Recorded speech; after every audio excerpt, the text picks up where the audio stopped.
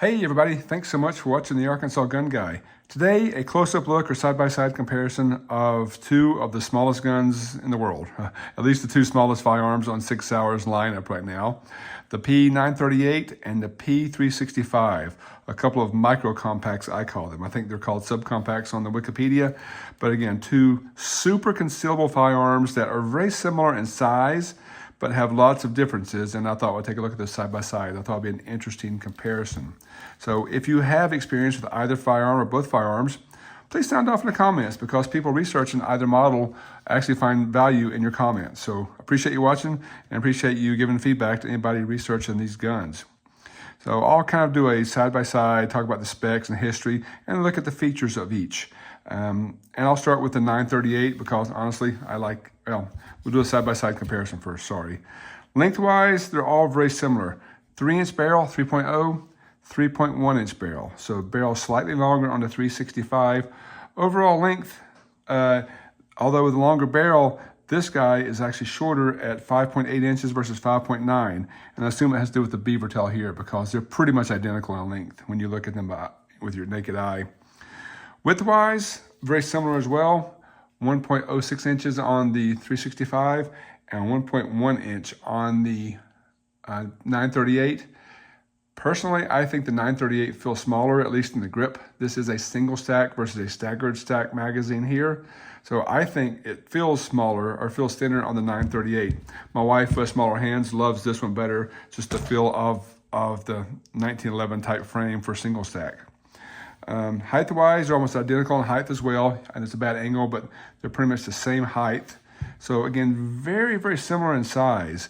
This guy being a metal frame versus polymer frame does weigh a bit more. I'll bring the scale out to look at that. I read the specs online didn't match what I weighed, so I want to do my scale here. I'll start with the 365, which comes in at 1 pound, 2.7 ounces. 1.27 or 2.7. Here,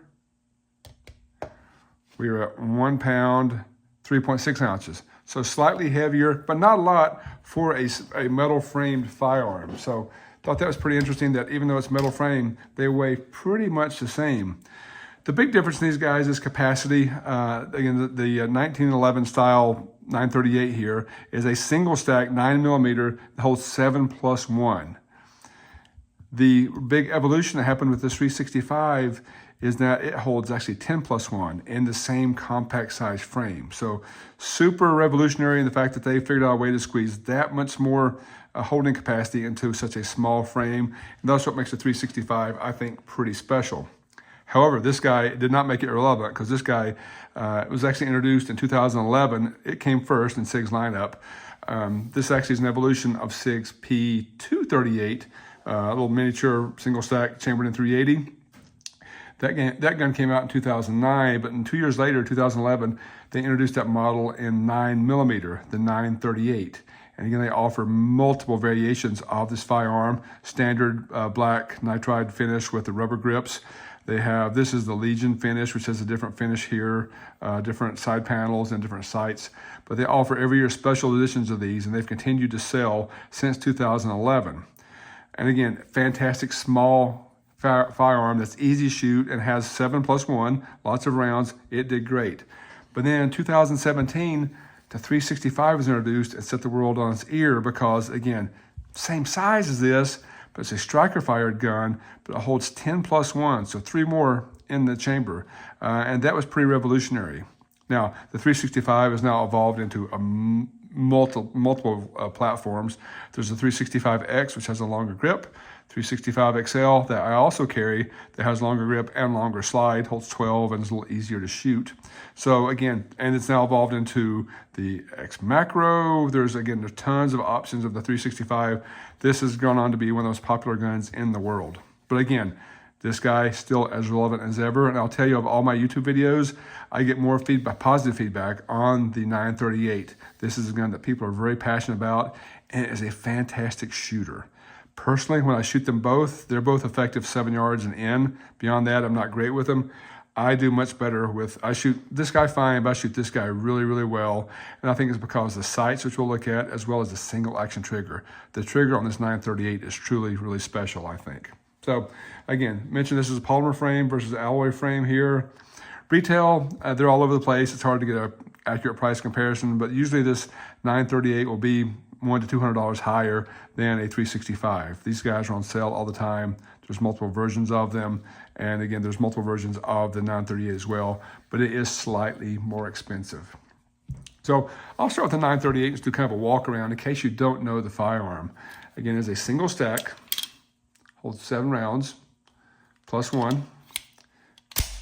It is a right-hander only for the most part with your slide stop, slide catch here and your mag release. On the left side, you just have your ambi safety. Again, it's very functional.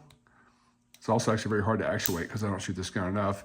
But there's your safety. So if your gun's unsafe, can't pull a trigger, drop the safety, and you have a fantastic single action trigger pull here.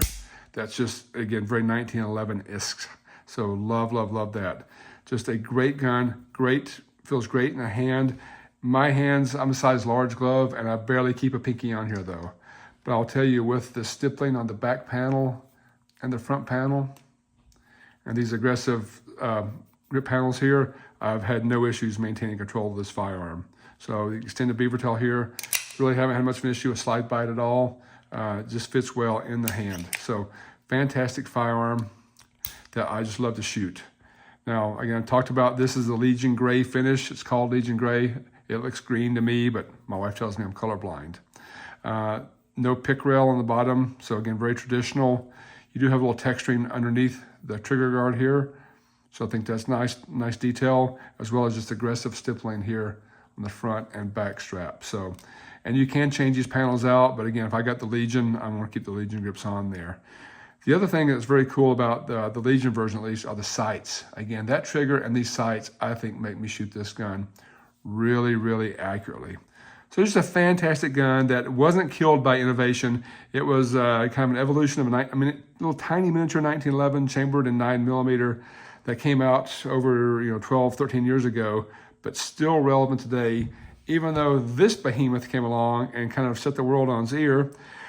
I'm not a big polymer guy, I'm not a big striker fire guy, or at least I'm not a big striker fire guy, but this gun is really important because it's changed the world with its capacity. Again, this has the little staggered magazine here, holds 10.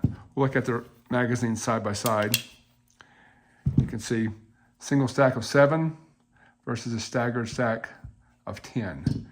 Now, while these are both the same width according to the measurements, this guy being single stack feels much more narrow to me. If you look at the grips, again, they look similar on the external, but in my hands, I just get a much thinner feel on the 938. But this magazine was a big deal for the 365 when it was introduced because it increased capacity by so much. Again, not a lot to talk about as far as just a basic striker fire gun. This gun's been used pretty heavily. You can see it's easy to throw in a bag or any place like that. But I guess also for right-handers for the most part, nothing on the right side for lefties like me. You do have your slide stop, slide catch over here and your takedown lever. No safety on these guns. They do offer safety on some models now, but it does have, we'll start at the bottom and go up. It has a small pick rail for lights if you want that. No texturing under here, but you do have front and back serrations. You also have cocking serrations front and rear here on that. Again, good sights here. The sights on this are actually really good. I love SIG's night sights. So that 3-dot sight setup is good. In case you guys have never seen, by the way, there is a duck on the back of all 365s. You see the silhouette of a duck here. I made a video about that went viral for just a moment. So now that you see that, you probably can't unsee the little duck there. But again, not a lot else to cover since it's just a striker fire gun. The trigger on these is good. Take up here, the wall, and it pulls. Reset is tactile. And you're right back at the wall. So again, a good trigger. I don't get quite as good of a purchase on here. My pinky comes off a little bit more on the standard 365. But again, I do also carry the 365 XL, which has a longer grip and slide. They do also offer different magazines for it. You can also get like extended mags. This is another 10 rounder, but with the pinky extension on there, which solves my problems. SIG is very happy to sell you all types of aftermarket accessories, and I'm happy to buy them because I'm a SIG fanboy. But again, just two fantastic guns. I'll leave this in here that are incredibly easy to carry, and again, very popular and very loyal following on the 938s. So thank you guys for watching Arkansas Gun Guy. If you haven't yet, please like and subscribe. And I'd love to hear your thoughts on either gun. If you like them, you hate them, what do you think about both guns? Thanks again for watching.